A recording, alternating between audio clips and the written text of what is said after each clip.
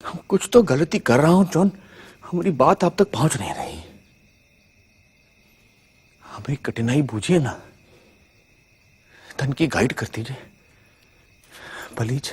Indian cinema का एक superstar जिसने मास कमर्शियल को ही नहीं बल्कि कंटेंट ओरिएंटेड फिल्मों को अपनी प्रॉपर्टी और प्राथमिकता बनाई। बाकी स्टार सालों तक बॉक्स ऑफिस पर कितना भी उधम मचा ले, लेकिन वो कहते हैं ना, भीड़ की हाहाकार के बदले शेर की एक दहाड़ ही है प्यारे। ठीक वैसे ही इनके रिकॉर्ड्स की दहाड़ ऐसी थी कि गिनीज वर्ल्ड रिकॉर्ड्स में शामिल हुए, जिसका फिल्म का चयन सेंसर बोर्ड सर्टिफिकेट समान था। उनके फैंस की लिस्ट में RDJ से लेकर जैकी चैन तक शामिल हैं। जी हाँ, हम बात कर रहे हैं बॉलीवुड के मिस्टर परफेक्शनिस्ट आमिर खान की। मतलब कल को मैं बुरी फिल्म बनाऊं, आई होप कि ऐसा ना हो, लेकिन कल को अगर मैं बुरी फिल्म बनाऊं तब हम देखते हैं उसका कलेक्शन कितना होगा। कि यार फिल्म बुरी है लेकिन आमिर के स्टारडम पे ये धंधा हुआ है, then you will measure my stardom. So you should measure the stardom of a star with his flops. फिर ऐसा क्या हो गया कि बॉलीवुड का धुरंधर जो बॉक्स ऑफिस रिकॉर्ड्स का रन छोड़ था, वो फरहान कुरैशी बन गया। रिकॉर्ड्स को चारों खाने चित करने वाले को नीचे से देखने पड़ रहे हैं। नीचे से चेक कर। मीडिया इंटरव्यूज और इंटरैक्शन से दूर रहने के बावजूद भी इस दंगल सुपरस्टार ने ऐसी कौन सी लाइन बोल दी कि जनता इसे मंगल पहुंचाने की फिराक में है। कैसे ये चॉकलेटी बॉय साधारण मानव से कलयुग का दानव बन गया और कैसे इनके एक कदम ने पूरे डिजिटल वर्ल्ड को हिला के रख दिया। आप ये सोच रहे होंगे कि ये वीडियो आमिर के डाउनफॉल का एक्सरे है। जी नहीं, बल्कि ये आमिर खान की पूरी कुंडली है। वीडियो में काफी सारी चीजों पर डिटेल में बात होगी। जानेंगे कैसे आमिर खान अपना ताज वापस पाने वाले हैं और उनका कमबैक कैसे बॉलीवुड का सबसे बड़ा कमबैक होने वाला है, जो शाहरुख खान, कमल हसन और प्रभास के कमबैक को भी हिला देगा, क्योंकि इनके पास वो डायरेक्टर है जिसका नाम बॉलीवुड स्टार्स की बकेट लिस्ट में है, लेकिन ये करते हैं आमिर के लाइनअप में एग्जिस्ट। दरअसल मैं बताना चाहता हूँ कि आमिर खान केवल आमिर खान ही नहीं है, ये प्रोड्यूसर भी हैं, डायरेक्टर भी हैं, राइटर भी हैं, म्यूजिक डायरेक्टर भी हैं, डिस्ट्रीब्यूटर भी हैं, मार्केटिंग जीनियस भी हैं, एग्जीबिटर भी हैं और स्क्रीन प्ले राइटर भी हैं। उसके बाद जाकर के एक ब्रिलियंट एक्टर है। फिल्म इंडस्ट्री से ताल्लुक रखने वाले आमिर प्रोड्यूसर ताहिर हुसैन के बेटे खुद भी नहीं सोचे थे कि कभी बॉलीवुड की लाइमलाइट की चमक उन पर गिरेगी। इरादा तो था टेनिस प्लेयर बनने का, लेकिन किस्मत में लिखा था 100, 200, 300 और 2000 करोड़ क्लब के रिबन काटना, बिना बॉलीवुड के कमर्शियल मसाले अपनाए। आमिर खान के पापा मानने को राजी नहीं थे कि बेटा बड़ा नाम करेगा और ऐसा काम करेगा। एक्टर हो या टेनिस प्लेयर, दोनों में से किसी नाव में सवार होने नहीं दिया। आमिर के बाबूजी चाहते थे कि आमिर पढ़ाई करे, लेकिन आमिर को पढ़ाई में कोई दिलचस्पी नहीं थी, तो ये 12वीं होते ही अपने दोस्त की शॉर्ट फिल्म पैरानोइया का हिस्सा बन जाते हैं और बॉलीवुड का अहम किस्सा बन जाते हैं। कयामत से कयामत तक से डेब्यू कराते हैं और जनता के दिलों में छा जाते हैं। ताहिर हुसैन के बेटे का डेब्यू पर हुआ बॉक्स ऑफिस क्रैक, वहीं आमिर खान के बेटे का डेब्यू उसके लिए पैनिक अटैक। जहां बाकी सितारे अपने घर में गेट स्टॉपर के लिए या कुछ अवार्ड्स खरीदने जाते हैं, वहीं आमिर इसे वक्त की बर्बादी बोलकर निकल लेते हैं। वक्त का सही उपयोग, घंटी का पूर्ण इस्तेमाल कोई इनसे सीखे। और बाकी बचा समय आमिर खान बाकी स्टार्स की उंगली करने में लगा देते हैं, घी डालने के लिए खुद ही आग लगा देते हैं। शायद आमिर भूल गए कि नाम के आगे खान होने से आप सलमान नहीं बन जाते। And he stays within the limits of that. He does mostly romantic films and he likes to work with a certain kind of people and he's very good at that. I think he keeps his audience very happy in that way. I have a totally different way of working. I don't play safe at all. Shah Rukh's big strength is that he really knows how to keep the media on his side and make personal relationships with a lot of the people from the media who are in powerful positions. मसला इतना बढ़ जाता है कि शाहरुख खान जैसे superstar को भी आमिर को वार्निंग देनी पड़ती है कि अपनी हद में रहो। He should talk about himself, not about me. I think he should restrict it to praising his film, praising himself, and not talking about my PR or marketing. What he does, I don't question. I think he's wonderful. I've always praised and said that he's really a fantastic actor, he does his job very well, he's conscientious. I don't think he should get into the territory of what I do because he doesn't know me well enough to comment on that. जहां बाकी stars साल में 3-4 फिल्में करते हैं, वहीं इनकी एक फिल्म बनने में ही सालों लग जाते हैं। लेकिन साल में इनकी फिल्म आए या न आए, पर एक नई बीवी जरूर आ जाती है, और अगर बीवी ना मिले तो अपनी बेटी समान को स्टार्स से ही काम चला लेते हैं। हर लड़की है ना अपने होने वाले में फादर फिगर ढूंढती है। फिगर उसके पास है, फादर तू है। फिल्मोग्राफी की बात करें तो ये अपना चिराग रगड़ के ऐसी फिल्में चुन लेते हैं जो दुनिया हमेशा के लिए याद रखे। सरफरोश, लगान, 3 इडियट्स, तारे जमीन पर, रंग दे बसंती ने सिर्फ बॉक्स ऑफिस पर रिकॉर्ड्स नहीं तोड़े, बल्कि ये हमारे साथ साथ SS राजमौली को भी अपना दीवाना बना दिया। For me, Lagan is my first pan-Indian film. When a film works across North, East, South, West, that becomes a pan-Indian film, not releasing in many languages. That's when we learned, where I learned breaking the boundaries.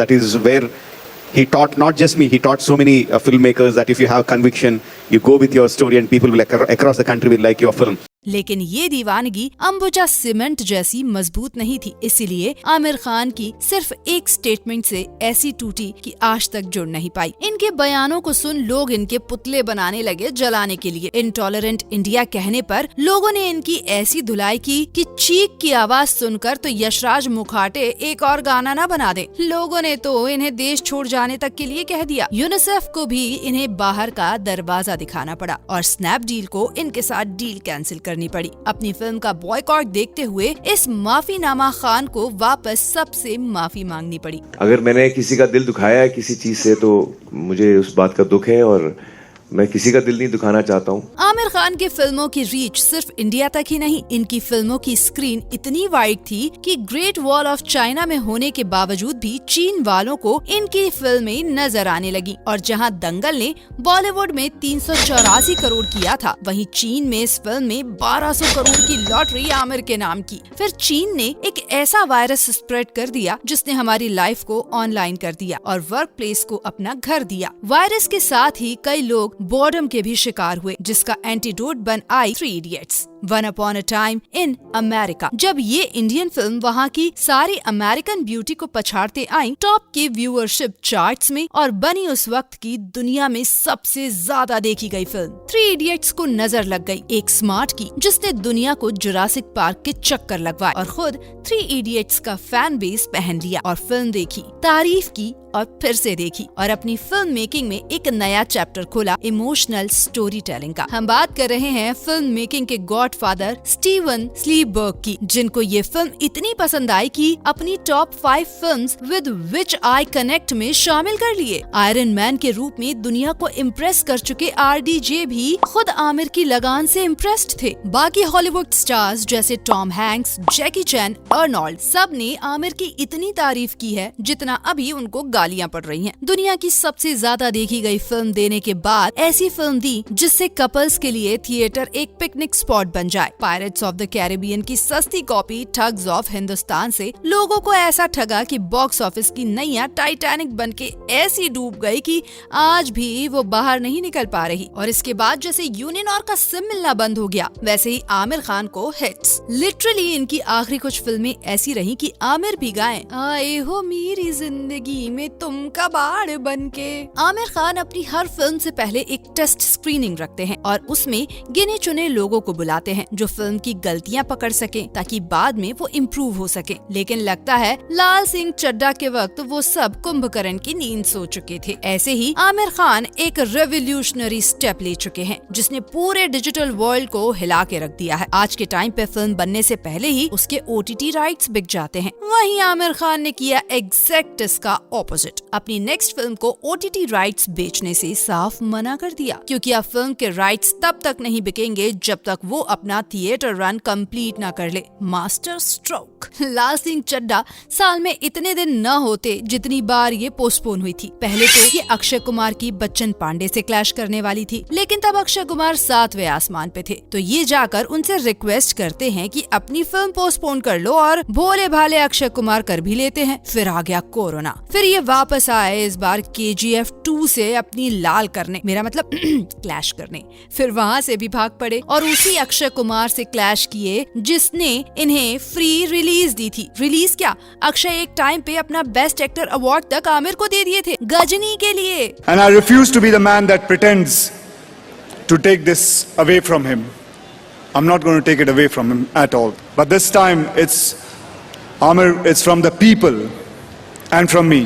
So I would request you, it'll be an honor that if you can take this award because this belongs to you. Film industry में इनके कई सारे दोस्त हैं, लेकिन ऐसा कोई सगा नहीं जिसे इन्होंने ठगा नहीं। ये गलती या चूक नहीं है, ये फ्रॉड है, धोखा है, विश्वासघात है। बॉयकॉट का ट्रेंड था। आमिर को लगा पीके की तरह ये भी इस ट्रेंड के कारण हाइप में आ जाएगी, लेकिन ओवर कॉन्फिडेंस के शिकार आमिर खान को कहाँ पता था कि बॉक्स ऑफिस पे उनकी रूपा वाली चड्डी उतरने वाली है और लाल सिंह चड्ढा के कलेक्शन से ज्यादा पैसा तो बम्बई के किसी भिखारी के कटोरे में मिलेगा। इसीलिए बॉक्स ऑफिस रिजल्ट के बाद आमिर खान को सीधा काठमांडू भागना पड़ा, अपने सर पर नवरत्न तेल लगाकर शांति से सोचने के लिए। लेकिन ये जिंदगी है, प्रशांत नील की फिल्म नहीं जो हमेशा अंधेरा कायम रहे। हर काले अंधेरे के बाद एक दिन का उजाला आता है। 8 साल बाद बॉक्स ऑफिस पे पिटने के बाद भी शाहरुख ने 2023 में अपना मेगा कमबैक कर लिया था। बॉक्स ऑफिस हिस्ट्री में मिस्ट्री बने सनी देओल ने भी बिना हैंडपंप उखाड़े 500 करोड़ पेल दिए थे। ठीक वैसे ही आमिर खान भी प्लान कर रहे हैं। सितारे जमीन पर। आदमी को अपनी गलतियों से सीखना चाहिए, लेकिन सीखने में वो मजा कहाँ जो गलती दोहराने में है। आमिर वापस आ रहे हैं 2018 की स्पोर्ट्स कॉमेडी ड्रामा कंपेनिस की रीमेक के साथ, जो कि तारे जमीन पर का स्पिरिचुअल सीक्वल होगी। इसके तीसरे पार्ट्स भी तैयार हैं डिस्ट्रीब्यूटर्स जमीन पर।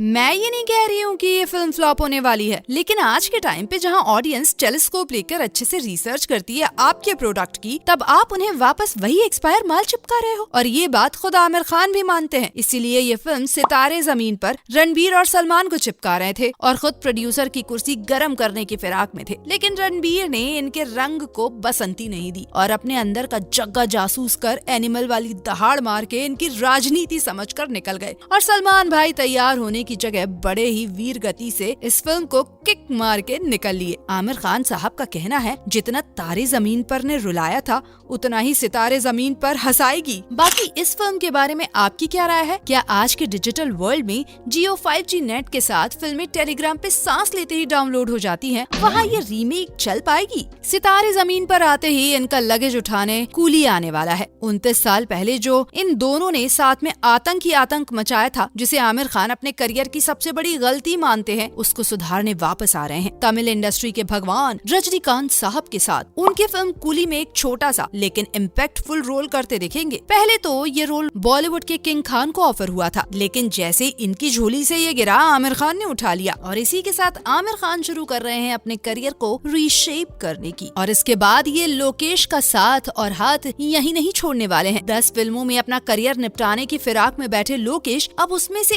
एक में आमिर खान को भी शामिल करना चाहते हैं। लाल सिंह चड्ढा की बॉक्स ऑफिस पे चड्डी उतरने के बाद ये सुपरमैन की चड्डी पहनने वाले हैं। हम बात कर रहे हैं आमिर खान के बारे में, जो लोकेश कनगराज के साथ सुपर हीरो मूवी के लिए। वैसे इस फिल्म के बारे में ज्यादा कोई अपडेट आई नहीं है, लेकिन लोकेश कनगराज की है, यानी वही complex character, rapid pace, crime action thriller का परफेक्ट ब्लेंड और थोड़ा सा गंजा होगा।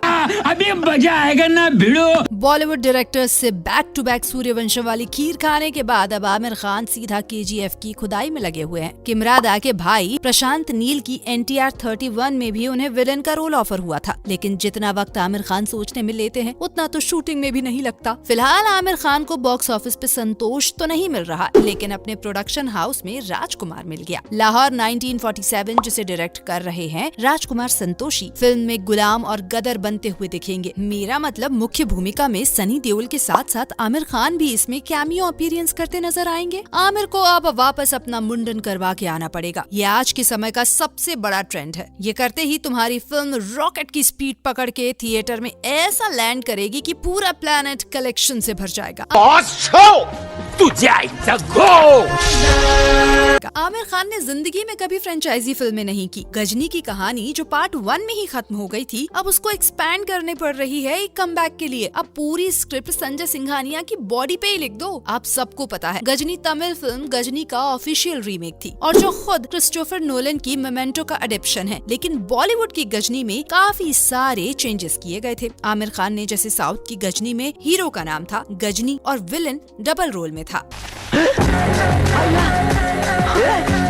वहीं हिंदी रीमेक में ठीक इसका उल्टा। और फिल्म का क्लाइमैक्स आमिर खान ने रीराइट किया था, जिससे खुश होकर मुरुगादौस जी ने आमिर साहब की पीठ थपथपाई थी। गजनी 2 हिंदी और तमिल में सिमल्टेनियसली शूट होने वाली है, आमिर और सूर्या के साथ, ताकि रीमेक का ठप्पा ना लगे। लेकिन पहले कौन सी रिलीज करोगे, या दोनों ही एक ही दिन पर रिलीज?